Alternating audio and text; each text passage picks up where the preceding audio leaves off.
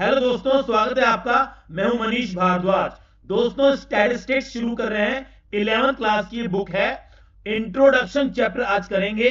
दरअसल इस चैप्टर में सब कुछ इकोनॉमिक्स के बारे में बताया गया है।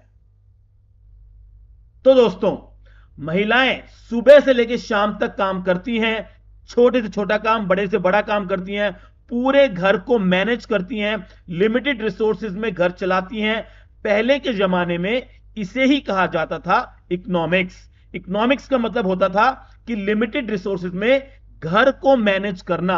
हाउस होल्ड मैनेजमेंट कहलाता था इकोनॉमिक्स। चलिए, तो दोस्तों हम आ चुके हैं अपने चैप्टर के ऊपर और यह है इंट्रोडक्शन। ये देखिए, चैप्टर का जो नाम है वो है इंट्रोडक्शन।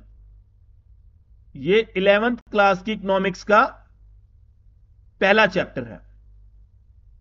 11th क्लास की स्टैटिस्टिक्स जो हमारी बुक है उसका चैप्टर 1 है। चैप्टर 1।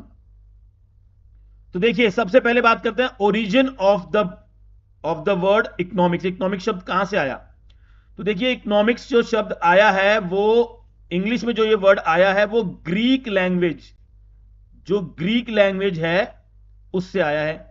दो ग्रीक के वर्ड होते थे पहले। ओइकोस मतलब हाउस होल्ड और नोमोस मतलब मैनेजमेंट। इसलिए इकोनॉमिक्स का मतलब जो हुआ है, पहले के जमाने में क्या होता था? होम मैनेजमेंट, यानी कि घर को मैनेज करना ही इकोनॉमिक्स कहलाता था पहले के जमाने में। और घर को मैनेज करने के लिए हमेशा लिमिटेड फंड होते थे और मोस्ट पॉसिबल इकोनॉमिकल मैनर मतलब तरीका। तो इकोनॉमिकल मैनर मतलब कितनी अच्छे तरीके से आप घर को चला सकते हो, इसे ही इकोनॉमिक्स कहा जाता था पहले के जमाने में। चलिए, कुछ बेसिक टर्म्स करते हैं। Few basic terms. तो पहली है कंज्यूमर। कंज्यूमर कौन होता है? Consumer is a person who consumes goods and services for the satisfaction of his want. यानी कि अपनी इच्छाओं को पूरा करने के लिए जो व्यक्ति गुड्स एंड सर्विसेज को कंज्यूम करता है उसे बोलते हैं कंज्यूमर। कंज्यूम करने का मतलब यूज करना, उसको यूज करना। गुड्स और सर्विसेज को यूज करना अपनी इच्छाओं की पूर्ति के लिए, अपनी इच्छा की संतुष्टि के लिए। तो हम और आप सब क्या है? कंज्यूमर है भाई। हम दुकान पे जाते हैं, बिस्किट खाते हैं, क्लोथ्स पहनते हैं, जूते पहनते हैं, बाल कटवाते हैं। हम लोग अपनी गुड्स एंड सर्विसेज को हम कंज्यूम कर रहे हैं। तो हम कौन हुए? हम लोग कंज्यूमर हुए। तो पूरी दुनिया में सब लोग कंज्यूमर हैं, क्योंकि सभी लोग कुछ ना कुछ गुड्स और सर्विसेज को कंज्यूम करते हैं। चलिए, अब आगे चलते हैं, कंजप्शन करते हैं। कंजप्शन दरअसल क्या है? एक प्रोसेस है जिसमें हम यूटिलाइज करते हैं गुड्स एंड सर्विसेज को for the satisfaction of human want. Human want को सेटिस्फाई करने का जो प्रोसेस है उस प्रोसेस को बोलते हैं कंजप्शन। कंज्यूमर ही कंजप्शन करता है। कंज्यूमर क्या करता है? कंजप्शन करता है। अब प्रोड्यूसर के बारे में चर्चा करते हैं। तो भाई देखो, प्रोड्यूसर कौन होता है? प्रोड्यूसर होता है वो person, producer is the person who produce और सेल। या तो वो प्रोड्यूस करेगा या वो सेल करेगा। क्या प्रोड्यूस और सेल करेगा? गुड्स एंड सर्विसेज को। किस लिए प्रोड्यूस मतलब किस लिए करेगा? वो इनकम जनरेशन के लिए। तो बड़ी बड़ी फैक्ट्री के मालिक जो है प्रोड्यूसर है ना। तो वो गुड्स एंड सर्विसेज को प्रोड्यूस करते हैं इनकम जनरेट करने के लिए। ये प्रोड्यूसर की डेफिनेशन होगी। प्रोडक्शन, तो भाई जैसे कंज्यूमर कंजप्शन करता है ऐसे ही प्रोड्यूसर प्रोडक्शन करता है। तो प्रोडक्शन भी एक प्रोसेस है जिसमें हम कन्वर्ट करते हैं रॉ मटेरियल को इनटू यूजफुल थिंग्स। देखो जी, रॉ मटेरियल, कच्चा माल। रॉ मटेरियल मतलब कच्चा माल। जो कच्चा माल होता है, जैसे कॉटन कच्चा माल है, उससे हमने यूजफुल थिंग्स, क्लोथ्स बना दिए। तो कॉटन से क्लोथ्स बनाने का जो पूरा प्रोसेस है उसे कहते हैं प्रोडक्शन। यहां पे देखो एग्जांपल भी दिया हुआ है, कह रहा है with the help of leather की हेल्प से हम, शू मेकर जो है वो शूज बनाता है, तो वो प्रोडक्शन कर रहा है। लेदर से शूज बना दिया उसने, प्रोडक्शन कर दिया। चलिए, सेविंग के बारे में चर्चा करते हैं। सेविंग क्या होती है? कह रहा है saving is that part of income, income का वो पार्ट होती है जो कंज्यूमर स्पेंड नहीं करता कंजप्शन पे, कंज्यूमर कंजप्शन पे स्पेंड नहीं करता, जो पार्ट वो बचा लेता है, खर्च नहीं कर रहा है, वो सेविंग है।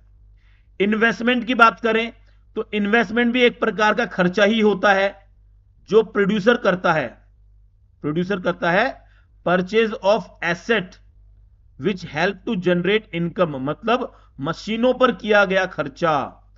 जो प्रोड्यूसर मशीन खरीदता है ना, और मशीन क्या करती है? इनकम जनरेट करके देती है, इनकम बनाती है, तो इसे इन्वेस्टमेंट बोलेंगे। जो भी प्रोड्यूसर मशीन पे खर्चा करता है, यानी कि एसेट पे खर्चा करता है, इसको मशीन भी कह सकते हैं, मशीन पे खर्चा करता है, वो होती है हमारी इन्वेस्टमेंट। चलिए ह्यूमन एक्टिविटी के बारे में पढ़ते हैं। भाई ह्यूमन एक्टिविटी दो तरह की होती है, एक होती है इकोनॉमिक एक्टिविटी, एक होती है non economic activity. Economic activity का संबंध हमेशा मनी से है, पैसे से है, पैसे से संबंध है, और इसका जो है वो पैसे से नॉट रिलेटेड टू मनी, इसका संबंध पैसे से नहीं है।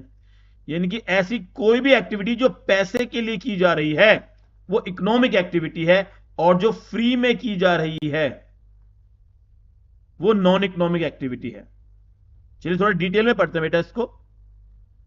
तो ये देखिए, ये आ गया आपका इकोनॉमिक एक्टिविटी। इकोनॉमिक एक्टिविटी तो मीनिंग कह रहा है कि those activity which are undertaken, जो की जाती हैं, मतलब की जाती हैं, किस लिए की जाती हैं? टू अर्न अ लिविंग, यानी कि जीवन जीने के लिए की जाती हैं। ठीक है, यानी कि अपनी जीविका चलाने के लिए, कमाने धमाने के लिए। अर्न अ लिविंग मतलब कमाई के लिए, कमाई के लिए। जो एक्टिविटी कमाई के लिए की जाती है, यानी कि मनी से रिलेटेड हो गई ना ये, क्योंकि मनी, मनी में तो कभी कमाएंगे, किसी मनी में तो कमाएंगे, तो वो इकोनॉमिक एक्टिविटी है। फॉर एग्जाम्पल वर्कर्स फैक्ट्री में काम कर रहे हैं, शॉपकीपर जो है अपने सामान को बेच रहा है शॉप में। गुड्स का मतलब बेटा सामान होता है, आप जानती है वस्तु होता है गुड्स का मतलब, वस्तु बेच रहा है अपने शॉप पे, तो वो इकोनॉमिक एक्टिविटी है। अब इकोनॉमिक एक्टिविटी के भी टाइप है भाई, कंजप्शन भी इकोनॉमिक एक्टिविटी है, प्रोडक्शन भी इकोनॉमिक एक्टिविटी है, और डिस्ट्रीब्यूशन भी इकोनॉमिक एक्टिविटी है। तो कंजप्शन तो हमने पहले कर ही लिया था, कंजप्शन अभी हमने ऊपर किया है कि इकोनॉमिक एक्टिविटी होती है जिसके अंदर जो डील करती है use of goods and services. हम गुड्स एंड सर्विसेज का इस्तेमाल करते हैं सेटिस्फैक्शन ऑफ ह्यूमन वांट के लिए, तो वो जो एक्टिविटी होती है वो कंजप्शन होती है। जैसे ईटिंग ब्रेड, भाई भूख लगी है, ब्रेड खा ली, ठीक है, दूध पी लिया, घड़ी पहन ली, म्यूजिक सुन लिया। इन सब एक्टिविटीज से हमारी वांट सेटिस्फाई होती है, हमारी इच्छा सेटिस्फाई होती है, इसलिए सारी एक्टिविटी कहलाएगी कंजप्शन, और कंजप्शन एक इकोनॉमिक एक्टिविटी होती है। चलिए प्रोडक्शन के बारे में चर्चा करते हैं। प्रोडक्शन का मतलब वो ये भी एक प्रोसेस है, converting raw material into finished goods for generation of income. Income मतलब आय कमाने के लिए, आय कमाने के लिए रॉ मटेरियल को फिनिश्ड गुड्स में कन्वर्ट करना प्रोडक्शन कहलाता है। जैसे लेदर, अभी पहले हमने ऊपर एग्जांपल किया था, लेदर से शूज बनाना, ये जो एक्टिविटी है लेदर से शूज बनाने की, ये प्रोडक्शन कहलाएगी। थोड़ा ऊपर कर देते, शायद दिख नहीं रहा हो आपको। प्रोडक्शन हो गया जी हमारा। डिस्ट्रीब्यूशन की बात करते हैं। कह रहे डिस्ट्रीब्यूशन भी एक इकोनॉमिक एक्टिविटी है जो स्टडी करती है कि कैसे इनकम जनरेट हुई है उसको डिस्ट्रीब्यूट किया जाएगा डिफरेंट फैक्टर्स ऑफ प्रोडक्शन में। इसका मतलब यह है कि अगर प्रोड्यूसर ने इनकम जनरेट कर ली तो भैया सारी इनकम घर थोड़ी लेके जाएगा वो, उसको अपने इनकम को पहले डिस्ट्रीब्यूट करना पड़ेगा अपने वर्कर्स में। तो भाई वो सैलरी देगा, रेंट देगा, अगर उसने लोन लिया हुआ है तो इंटरेस्ट देगा, है ना, और अपने पार्टनर्स को प्रॉफिट भी देगा, वो प्रॉफिट भी बांटेगा। तो इन सब में पैसे को डिस्ट्रीब्यूट करना, बांटना, सैलरी, रेंट, इंटरेस्ट, प्रॉफिट, इन सब में पैसे को बांटना, डिस्ट्रीब्यूट करना कहलाता है डिस्ट्रीब्यूशन। ठीक है। अदर इकोनॉमिक एक्टिविटी भी होती है बेटा, इन्वेस्टमेंट भी एक एक्टिविटी है और एक्सचेंज भी एक एक्टिविटी है। ठीक है। चलिए अब नॉन इकोनॉमिक एक्टिविटी करते हैं। नॉन इकोनॉमिक एक्टिविटी, इट देखो मीनिंग कर रहे हैं पहले इसका। It refers to those activity which are not related to creation of money और वेल्थ, जो पैसे से रिलेटेड नहीं है, पैसा नहीं है जिसके अंदर, पैसे से रिलेटेड नहीं है, वो कहलाती है नॉन इकोनॉमिक एक्टिविटी।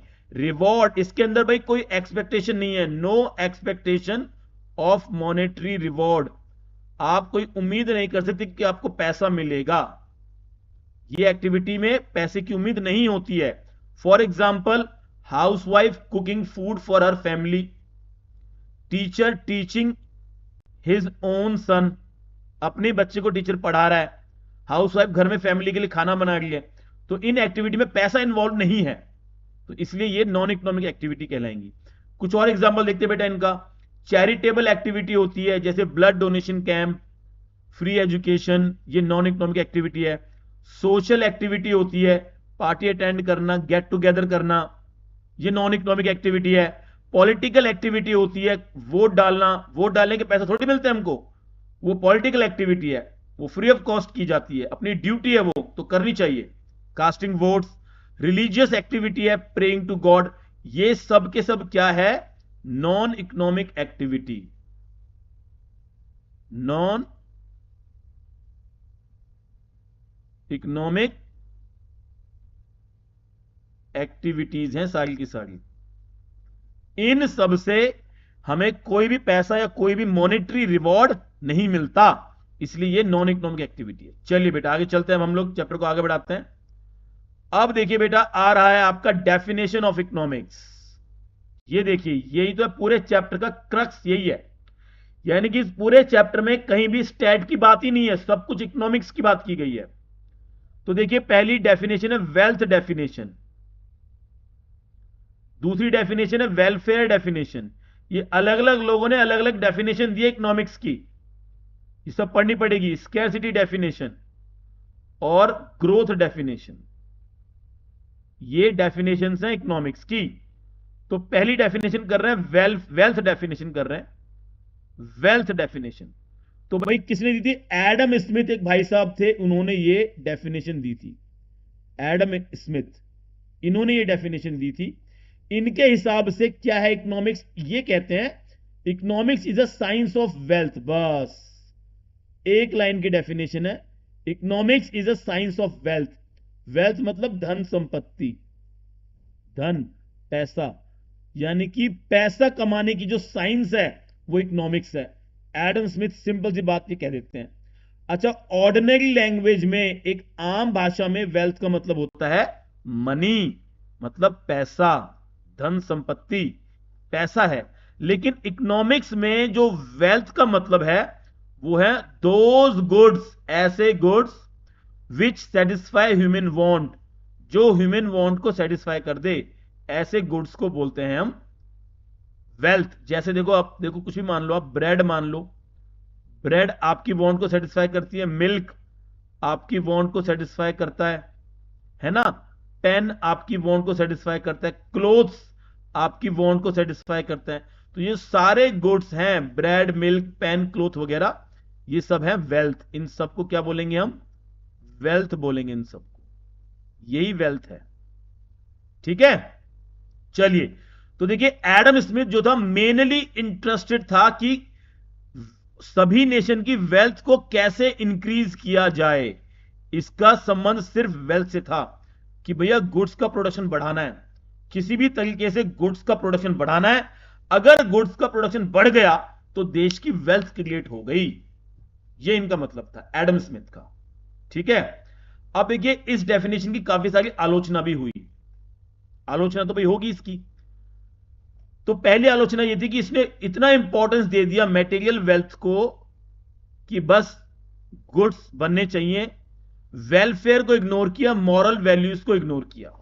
अब देखिए इसका मतलब यह है कि इन्होंने कहा शराब बनाओ भाई, शराब बनाओ, क्योंकि शराब से जो है, शराब एक वस्तु है और लोगों की वांट सेटिस्फाई हो गई है।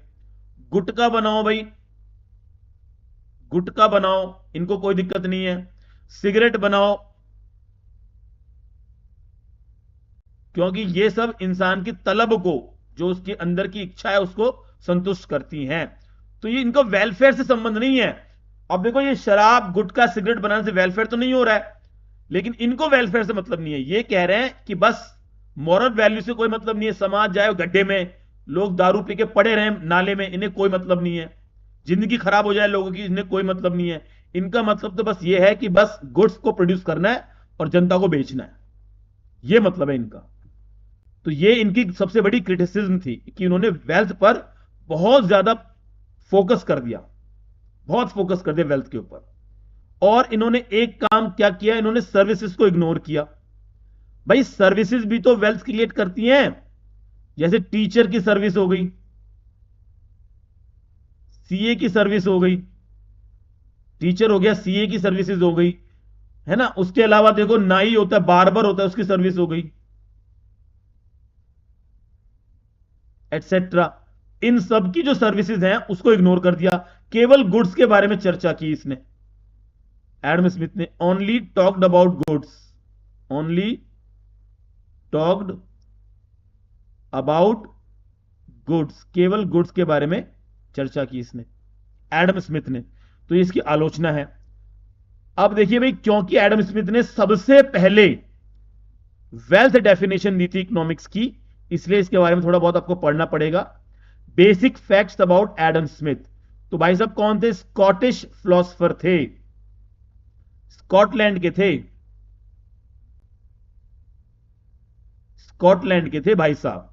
इन्हीं को बोला जाता है फादर ऑफ मॉडर्न इकोनॉमिक्स। ये देखिए भाई, पापा है इकोनॉमिक्स के, पापा है इकोनॉमिक्स, मॉडर्न इकोनॉमिक्स के पापा कहलाते हैं, क्योंकि सबसे पहले डेफिनेशन दी थी इन्होंने। इनकी एक बड़ी फेमस बुक आई थी 1776 में।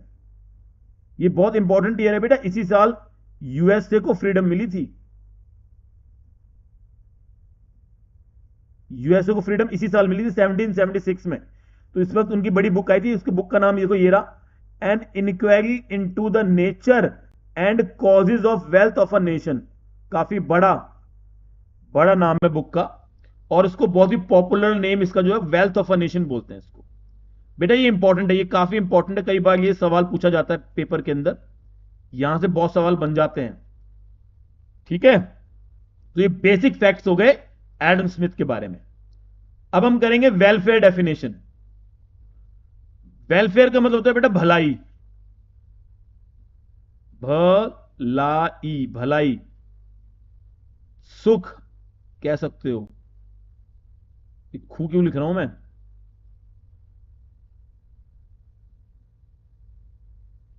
सुख मतलब भलाई, जनता की भलाई, वेलफेयर, सुख लिख देते हैं, ठीक है। तो जनता की भलाई का ध्यान रखा एल्फ्रेड मार्शल ने, ये डेफिनेशन दी थी एल्फ्रेड मार्शल ने, ठीक है। और वैसे भी मार्शल लोग जो होते हैं उनका काम भलाई करना होता है। मार्शल कह सकते हो गार्ड, जो गार्ड होते हैं ना, सिक्योरिटी गार्ड, उनको मार्शल भी कहा जाता है। भारत की संसद में मार्शल होते हैं, है ना। और दिल्ली में बसें चलती हैं, उनमें मार्शल नियुक्त किए जाते हैं ताकि महिलाओं के साथ कोई बदतमीजी ना करे। तो मार्शल का काम भलाई करना है, जनता की भलाई करना है, ऐसे आप याद कर सकते हो। इस डेफिनेशन का अदर नेम भी है, इसको मैटेरियल वेलफेयर डेफिनेशन भी कहा जाता है, मैटेरियल वेलफेयर डेफिनेशन भी इसको कहा जाता है। अभी क्या कहती है डेफिनेशन, देखो इसकी डेफिनेशन है क्या। तो एल्फ्रेड मार्शल ने डेफिनेशन दी कि इकोनॉमिक्स क्या है? Economics is a study of man. बताओ, आदमी की स्टडी है, वेल्थ की स्टडी नहीं है, आदमी की स्टडी है कि वो सामान्य जीवन कैसे जीता है। ऑर्डिनरी बिजनेस मतलब सामान्य जीवन, सामान्य जीवन, वो सामान्य जीवन कैसे जीता है। और ये बताती है कि ये इंक्वायरी करती है, ये जांच पड़ताल करती है कि कैसे एक इंसान अपनी इनकम कमाता है और कैसे उसको खर्च करता है। यूज मतलब खर्च करना, कैसे उसको खर्च करता है, मतलब इंसानों के बारे में है। वेलफेयर डेफिनेशन इंसानों के बारे में, कि इंसान अपना सामान्य जीवन कैसे जीता है, कैसे वो अपनी इनकम कमाता है और कैसे उस इनकम को खर्च करता है। इसी की जांच पड़ताल करना, इसी की स्टडी करना कहलाता है इकोनॉमिक्स। ऐसा किसने बोला? एल्फ्रेड मार्शल ने बोला। ठीक है, देखिए लिखा है नीचे, उन्होंने शिफ्ट कर दिया, इंफेसिस मतलब जोर, उन्होंने अपना जोर शिफ्ट कर दिया वेल्थ से वेलफेयर की तरफ। यानी कि उन्होंने कहा वेल्थ इंपॉर्टेंट नहीं है, वेलफेयर, भलाई इंपॉर्टेंट है, लोगों का भला होना चाहिए, ये इंपॉर्टेंट है। अब इनकी भी कुछ कुछ तो क्रिटिसिज्म इनकी भी होती है भाई, कुछ तो बुराई इनमें भी रही है। क्रिटिसिज्म है, लिमिटेशन कह लो, आप इसको कुछ भी कह सकते हो, लिमिटेशन कह लो इसको।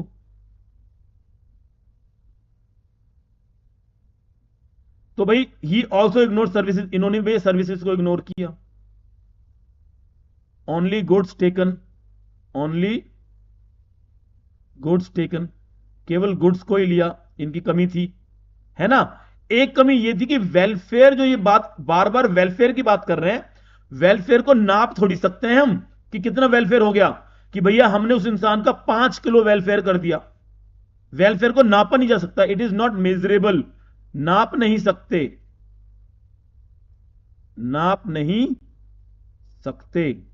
तो ये एक बड़ी आलोचना है कि भाई कितना वेलफेयर कर रहे हो आप। तो इकोनॉमिक्स में तो बेटा नापना इंपॉर्टेंट है ना, इकोनॉमिक्स में और स्टैट्स में बताना पड़ेगा, आपको नंबर देना पड़ेगा, है ना। तो वो वेलफेयर में नंबर नहीं दिया जा सकता, इसलिए वेलफेयर डेफिनेशन की आलोचना है ये। आगे चलते हैं, देखिए अब कह रहा है basic facts about Alfred Marshall. भाई इनके बारे में बेसिक फैक्ट्स पढ़ने पड़ेंगे। तो जो इनकी बुक है वो है प्रिंसिपल्स ऑफ इकोनॉमिक्स, जो लिखी थी 1890 में। इन्होंने डिनाई कर दिया, इन्होंने मना कर, रिजेक्ट कर दिया, इन्होंने रिजेक्ट, इन्होंने रिजेक्ट कर दी, क्या क्या रिजेक्ट कर दी? Definition of Adam Smith, Adam Smith की डेफिनेशन को रिजेक्ट कर दिया इन्होंने, एल्फ्रेड मार्शल ने। इन्होंने बोला, देखो इन्होंने कितनी बढ़िया बात बोली है, कह रहा है वेल्थ इज फॉर मैन, पैसा या गुड्स आदमी के लिए है, man is not for wealth, आदमी वेल्थ के लिए नहीं है। तो फोकस आदमी पे होना चाहिए, ना कि वेल्थ पे होना चाहिए, ऐसा इन्होंने बोला। इनके हिसाब से wealth is not end but only mean to attain welfare. अब देखो ये क्या, इन्होंने कितनी बढ़िया बात बोली है। एंड का मतलब वो लक्ष्य नहीं है आपका, लक्ष्य, सॉरी मां लिख दिया, यह है बेटा। तो कह रहा है कि लक्ष्य नहीं है, वेल्थ जो है वो इट इज नॉट, लक्ष्य नहीं है, वो केवल साधन है, साधन है भलाई तक पहुंचने का, वेलफेयर तक पहुंचने का, है ना। कितनी बढ़िया बात बोली है कि पैसे के पीछे मत भागो, पैसा तो एक साधन है। इसी डेफिनेशन से याद आता है थ्री इडियट्स फिल्म का वो डायलॉग कि सक्सेस के पीछे मत भागो, सक्सेस झक मार के आपके पीछे आएगी, एक्सीलेंस के पीछे भागो। तो वो ये कह रहा है वेलफेयर हो जाए, तो ये जो कह रहा है कि जो वेल्थ है वो तो मीन है, केवल साधन है भलाई का, वो अपने आप में लक्ष्य नहीं है वेल्थ। ऐसे ही भाई साहब कह रहे हैं, ये होगी वेलफेयर डेफिनेशन। चलिए तीसरी जो डेफिनेशन है वो है स्कैरसिटी डेफिनेशन। देखिए स्कैरसिटी वर्ड का मतलब होता है कमी, इसका मतलब होता है कमी, है ना। स्कैरसिटी मतलब कमी, और स्कैरसिटी कब होती है? जब डिमांड ज्यादा हो और सप्लाई कम हो, तब स्कैरसिटी होती है। डिमांड ज्यादा, सप्लाई कम है, स्कैरसिटी हो जाएगी, कमी हो जाएगी। अब ये डेफिनेशन किसने दी थी भाई? डेफिनेशन लियोनेल रॉबिन्स, इन्होंने ये डेफिनेशन दी थी। इनके हिसाब से क्या है डेफिनेशन, देखो ये कहते हैं कि economics is a science, economics एक साइंस है जो ह्यूमन बिहेवियर को स्टडी करती है। क्यों? क्योंकि there is a relationship between ends and square means which have alternate uses. अब समझना पड़ेगा यहां पे एंड का मतलब क्या है, ध्यान से सुनना बेटा, ये एंड का मतलब यहां पे अलग है। यहां पे एंड का मतलब है ह्यूमन वांट, ह्यूमन वांट मतलब इच्छा, मानव की इच्छा, इच्छा। स्केयर मीन्स मतलब संसाधन कम है, स्केयर्स मतलब लिमिटेड, मीन मतलब रिसोर्सेस, ठीक है। लिमिटेड मीन है, स्केयर रिसोर्स हैं, ह्यूमन वांट्स बहुत ज्यादा है, रिसोर्सेज स्केयर्स हैं, और रिसोर्सेज के अल्टरनेट यूज भी हैं, वैकल्पिक उपयोग, वैकल्पिक उपयोग भी हैं। ठीक है, तो बस यही चीज स्टडी करती है इकोनॉमिक्स कि ह्यूमन वांट्स बहुत ज्यादा हैं, उनको पूरा करने के रिसोर्सेज लिमिटेड हैं और रिसोर्सेज के अल्टरनेट यूज भी हैं। तो अब हम इकोनॉमिक्स का कैसे इस्तेमाल करेंगे, कैसे अपने लिमिटेड रिसोर्स का इस्तेमाल करें कि ज्यादा से ज्यादा इच्छाएं पूरी हो सके, इसकी स्टडी कहलाती है इकोनॉमिक्स। तीन इसमें बहुत इंपॉर्टेंट एलिमेंट है, थोड़ा कलर चेंज करते हैं। तीन तीन बहुत ही इंपॉर्टेंट एलिमेंट हैं इसके अंदर, वो हमें पढ़ने पड़ेंगे। पहला है अनलिमिटेड ह्यूमन वांट्स। वो कह रहा है वांट्स अनलिमिटेड होती हैं, इंसान की इच्छाएं अनलिमिटेड होती हैं, उसकी वांट अनलिमिटेड होती हैं, वो कभी भी पूरी नहीं हो सकती, वांट कभी पूरी नहीं हो सकती। अगर एक वांट सेटिस्फाई होती है, दूसरी वांट जन्म ले लेती, पॉप्स अप। एक वांट पूरी हुई, दूसरी वांट आ जाएगी। साइकिल मिल गई तो चाहोगे बाइक मिल जाए, बाइक मिल गई तो चाहोगे आपको कार मिल जाए, कार मिल गई तो चाहोगे लग्जरी कार मिल जाए, लग्जरी कार मिल गई तो कहोगे हेलीकॉप्टर मिल जाए, फिर कहोगे जेट मिल जाए, फिर कहोगे क्रूज मिल जाए, फिर कहोगे आइलैंड मिल जाए, फिर कहोगे चांद पे जमीन मिल जाए। अबे भाई, इंसान की इच्छाएं कभी खत्म नहीं होती। ये है अनलिमिटेड ह्यूमन वांट्स। लेकिन रिसोर्स तो कम है ना भाई, वांट को पूरा करने वाले रिसोर्स तो कम हैं, रिसोर्सेज तो लिमिटेड हैं एज कंपेयर टू वांट। और तो और रिसोर्सेज के अल्टरनेट यूज भी तो हैं, अलग अलग इसका इस्तेमाल कर सकते हैं रिसोर्सेज के, हम बहुत तरीके से इस्तेमाल कर सकते हैं रिसोर्सेज के। तो रिसोर्सेज के बेटा क्या है, अल्टरनेट यूज हैं।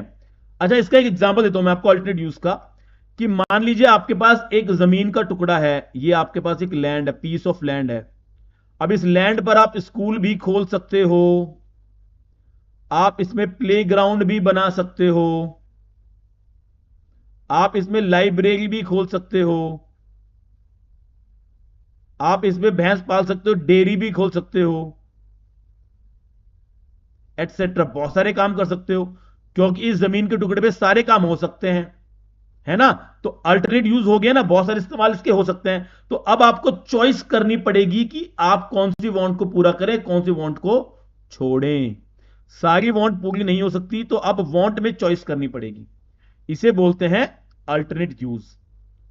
तो भाई ये डेफिनेशन क्या कहती है, ये डेफिनेशन कहती है कि देखो ऐसा है, वांट तो बहुत सारी है, इच्छाएं तो बहुत सारी हैं, रिसोर्सेज लिमिटेड हैं, और लिमिटेड रिसोर्स के अल्टरनेट यूज भी होते हैं। इन सब परिस्थितियों को देखते हुए हमें अपनी उन इच्छाओं को पूरा करना चाहिए जो बहुत ज्यादा जरूरी हो। और ये इकोनॉमिक्स बताती है आपको कि लिमिटेड रिसोर्सेज का कैसे इस्तेमाल करें कि हमारी ज्यादा से ज्यादा इच्छाएं पूरी हो जाए। ये डेफिनेशन है स्कैरसिटी डेफिनेशन। ठीक है जी, चलिए जी आगे चलते हैं। बेटा अगर कोई दिक्कत हो तो आप ना पूछ सकते हो, कमेंट बॉक्स में पूछ सकते हो। मैं हालांकि ओवर एक्सप्लेनेशन ही कर रहा हूं, फिर भी अगर आपको कोई दिक्कत है तो आप कमेंट बॉक्स में पूछ सकते हो इसकी डेफिनेशन, और कुछ भी जो पूछना चाहो आप। अब इसकी इस डेफिनेशन के कुछ क्रिटिसिज्म भी है, इसकी आलोचना भी है, आलोचना भी है ना, लिमिटेशन भी बोल सकते हैं इसको, लिमिटेशन भी बोल सकते हैं। आलोचना क्या है, कह रहे हैं neutral between ends and human want, यानी कि ये कह रही है कि सभी इच्छाएं समान होती हैं, सभी इच्छाएं, न्यूट्रल मतलब उसमें हम चूज नहीं कर सकते, समान होती हैं, समान या इक्वल कह सकते हो, इक्वल इंपॉर्टेंस की होती हैं, सभी इच्छाएं समान होती हैं, ऐसा ये भाई साहब कह रहे हैं। तो ये भाई साहब बिल्कुल गलत कह रहे हैं, सभी इच्छाएं न्यूट्रल नहीं होती बेटा, ये बात इन्होंने बिल्कुल गलत बोली है। क्योंकि सच तो ये है दुनिया में कि कुछ हमारी जो वांट होती हैं वो मोर इंपॉर्टेंट होती हैं। क्या होती हैं, मोर इंपॉर्टेंट होती हैं। और कुछ हमारी जो वांट होती है, वांट मतलब बेटा इच्छा, इंसान की इच्छा, वो लेस इंपॉर्टेंट होती है। तो सच तो ये है बेटा, कुछ ज्यादा इंपॉर्टेंट है, कुछ कम इंपॉर्टेंट है। लेकिन ये कह रहा है कि neutral between ends and human wants, ये कह रहा है कि ह्यूमन वांट सभी समान इक्वल होती है, तो बात गलत कह रहा है। और एक तो इसने स्कैरसिटी तो बोल दिया इसने, है ना। लियोनेल रॉबिन्स ने स्कैरसिटी तो बोल दिया, लेकिन प्रॉब्लम ऑफ अबंडेंस नहीं बोला इसने। अबंडेंस मतलब बहुत ज्यादा, बहुत ज्यादा। भाई ये भी तो प्रॉब्लम होती है, जैसे इंडिया में देखो प्रॉब्लम है, पॉपुलेशन की प्रॉब्लम है, प्रॉब्लम ऑफ पॉपुलेशन, पॉपुलेशन बहुत ज्यादा है इंडिया की, तो अबंडेंस है। यानी कि जरूरी नहीं है कि सारी प्रॉब्लम स्कैरसिटी से जन्म ले, कुछ प्रॉब्लम अबंडेंस की प्रॉब्लम भी होती है कि पॉपुलेशन इतनी ज्यादा होगी, कैसे कंट्रोल करें, अब रिसोर्सेज का कैसे इस्तेमाल करें, तो प्रॉब्लम ऑफ अबंडेंस की भी होती है प्रॉब्लम। चलिए जी, अगला देखिए, ये कुछ पॉइंट्स बता रहा है आपको स्कैरसिटी के बारे में। कह रहा है scarcity is the root of all economic problem. ये बात बिल्कुल सही कह रहा है, स्कैरसिटी ही जड़ है सभी इकोनॉमिक प्रॉब्लम की। जड़ क्या है? स्कैरसिटी है। स्कैरसिटी होती क्या है? मैंने पहले बताया, जब डिमांड किसी कमोडिटी की ज्यादा हो और सप्लाई कम हो तो उसे स्कैरसिटी बोलते हैं। ये देखिए, डिमांड ज्यादा है, सप्लाई कम है, डिमांड ज्यादा है, सप्लाई कम है, वो स्कैरसिटी होती है। स्कैरसिटी बेटा यूनिवर्सल है, परवेसिव है। इसका मतलब एवरीवेयर, एवरी नेशन, हर नेशन को स्कैरसिटी फेस करनी पड़ती है। एवरी पर्सन, हर पर्सन को स्कैरसिटी फेस करनी पड़ती है। एवरी ऑर्गेनाइजेशन, हर ऑर्गेनाइजेशन को स्कैरसिटी फेस करनी पड़ती है। तो स्कैरसिटी एवरीवेयर है, हर जगह है, हर इंसान के पास है, मतलब हर इंसान को फेस करनी पड़ती, तो यूनिवर्सल है, परवेसिव है। अगर स्कैरसिटी नहीं होती तो कोई इकोनॉमिक प्रॉब्लम भी नहीं होती। बात बिल्कुल सही है बेटा, बिल्कुल सही कह रहा है। अगर किसी को कोई कमी नहीं होती तो कोई प्रॉब्लम भी नहीं होती ना। हमें चॉइस नहीं करनी पड़ती, हमें डिसीजन नहीं लेने पड़ते, हमें इकोनॉमिक पॉलिसीज नहीं बनानी पड़ती, सबको सब कुछ मिलेगा। स्कैरसिटी नहीं होती फिर तो कोई दिक्कत ही नहीं होती। तो इकोनॉमिक्स में स्कैरसिटी एक रूट प्रॉब्लम है सभी इकोनॉमिक प्रॉब्लम की। चलिए आगे चलते हैं बेटा। अगला और लास्ट है आपका ये ग्रोथ डेफिनेशन। ये बहुत ज्यादा इंपॉर्टेंट नहीं है ना। ये दी थी प्रोफेसर एंथोनी सैमुअल्सन। ये भाई साहब का नाम याद कर लेना, सैमुअल्सन ने ये डेफिनेशन दी थी, given by professor Anthony Samuelson. ये दरअसल क्या है? It is a modified version of scarcity definition. Scarcity definition को थोड़ा बहुत चेंज कर दिया गया है, थोड़ा क्या कर दिया गया है? चेंज कर दिया गया है, तो ये डेफिनेशन बन के आई है। हालांकि ये डेफिनेशन बहुत ही कॉम्प्रिहेंसिव डेफिनेशन है, मतलब बहुत ज्यादा बड़ी डेफिनेशन है, सबको समेटे हुए, वृहद बोलते हैं, बड़ी डेफिनेशन है काफी, और सब कुछ इसके अंदर शामिल है। ये डेफिनेशन है बेटा, पढ़ लेना, इसको लिख लेना, बिल्कुल भी काम की नहीं है, ठीक है। लेकिन इसमें ना नाम इंपॉर्टेंट है कि डेफिनेशन दी किसने थी, तो एंथनी सैमुअल्सन ने ये डेफिनेशन दी थी। चलिए आगे चलते हैं हम लोग। अब है टाइप्स ऑफ गुड। देखो भाई, गुड कितने टाइप के होते हैं? एक होता है इकोनॉमिक गुड और एक होता है नॉन इकोनॉमिक गुड। ठीक है जी, गुड का मतलब आप जानते ही हैं, गुड्स का मतलब वस्तु होता है, वस्तु कह लो या सामान कह लो, एक ही बात है, सामान कह लो, वस्तु और सामान कुछ भी कह सकते हैं।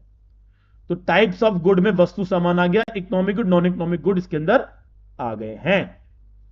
चलिए क्या होते हैं इकोनॉमिक गुड और नॉन इकोनॉमिक गुड, करते हैं जरा इसको। कह रहा है इकोनॉमिक गुड होते हैं, it refers to those goods which are scarce और कमांड अ प्राइस। जो स्केयर्स हैं मतलब जिनकी कमी है और जिनकी एक कीमत है, प्राइस है, कमी भी है और प्राइस भी है, तो वो कहलाएंगे इकोनॉमिक गुड। और वो कह रहा है इसके अंदर गुड्स भी शामिल है और सर्विसेज भी शामिल है।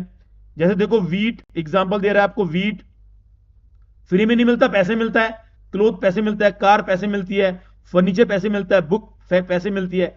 जो भी चीज पैसे में मिलती है वो इकोनॉमिक गुड है। जो भी पैसे में मिलता है, ठीक है, मिलता है, वो इकोनॉमिक गुड है, वो इकोनॉमिक गुड है। बात समझ में आ गई? तो ये बात है, जो भी पैसे में मिलता है वो क्या है? वो इकोनॉमिक गुड है। ये सब चीजें पैसे मिलती हैं। अच्छा, इसमें सर्विसेज भी शामिल है, जैसे टीचर की सर्विस, डॉक्टर की सर्विस, कारपेंटर की सर्विस। तो गुड कह रहे हैं, लेकिन इसके अंदर ये भी सर्विसेज भी शामिल होती हैं। चलिए आगे चलते हैं। अब कह रहे हैं नॉन इकोनॉमिक गुड क्या होते हैं भाई? नॉन इकोनॉमिक गुड भाई वो गुड जो फ्री में मिलते हैं और जिनका कोई प्राइस नहीं होता, जिनकी कोई कीमत नहीं होती, कीमत नहीं है, फ्री में मिल रहे हैं हमको, और नेचर में अबंडेंस में है। अबंडेंस मतलब बहुत ज्यादा में है, अबंडेंस इन नेचर, नेचर में बहुत ज्यादा है, ये कोई कमी नहीं है इनकी। फॉर एग्जाम्पल एयर, सनशाइन और रेन, ये नॉन इकोनॉमिक गुड हैं, इनकी कोई कीमत नहीं है, फ्री में अवेलेबल है ये। चलिए आगे चलते हैं बेटा। अब कह रहे हैं दो टर्म और रह गए थे, उसको और कर लेते हैं, ऊपर वो रह गए थे टर्म हमारे। एक है सर्विस होल्डर, ये वो व्यक्ति होता है जो जॉब करता है, या तो अपनी वेजेस कमाएगा या सैलरी कमाएगा। वेजेस मतलब होता है दिहाड़ी, दिहाड़ी, मजदूरी बोल सकते हैं इसको, मजदूरी, मजदूरी। और सैलरी आप जानते हैं, तनख्वाह, वेतन बोल सकते हैं इसको हिंदी में, वेतन। तो तनख्वाह, जो व्यक्ति जॉब करता है, जो या तो वेजेस कमाता है या सैलरी कमाता है, वो सर्विस होल्डर कहलाता है। सर्विस प्रोवाइडर थोड़ा सा अलग है बेटा, ये वो व्यक्ति है जो सर्विस प्रोवाइड करता है सोसाइटी को, अब इनकम कमाने के लिए, मनी कमाने के लिए। जैसे डॉक्टर हो गए, ड्राइवर हो गए, लॉयर हो गए, बैंकर हो गए, ये सर्विस दे रहे हैं, ठीक है, ये सर्विसेज में इंक्लूड है, सर्विसेज दे रहे हैं, और ये गुड्स को प्रोड्यूस कर रहे हैं। सर्विस होल्डर क्या है? फैक्ट्री के worker, worker of factory, factory के जो वर्कर है वो क्या है? वो सर्विस होल्डर है। ठीक है बेटा। चलिए बेटा, ये स्टैटिस्टिक्स का बेटा ये चैप्टर यहां पे समाप्त होता है। अगर आपको ये वीडियो पसंद आई है तो प्लीज आप हमारे चैनल को सब्सक्राइब कर दीजिए, लाइक कर दीजिए, और अगर आपके किसी रिश्तेदार को ये वीडियो पसंद आ सकती है या उसके किसी काम की है तो उसको शेयर कर दीजिए। दोस्तों, ये आपका अपना चैनल है, जो कुछ भी पूछना है आप कमेंट बॉक्स में पूछ सकते हैं। आज की वीडियो में इतना ही, नेक्स्ट वीडियो में आपसे मुलाकात होगी। थैंक यू सो मच, नमस्ते।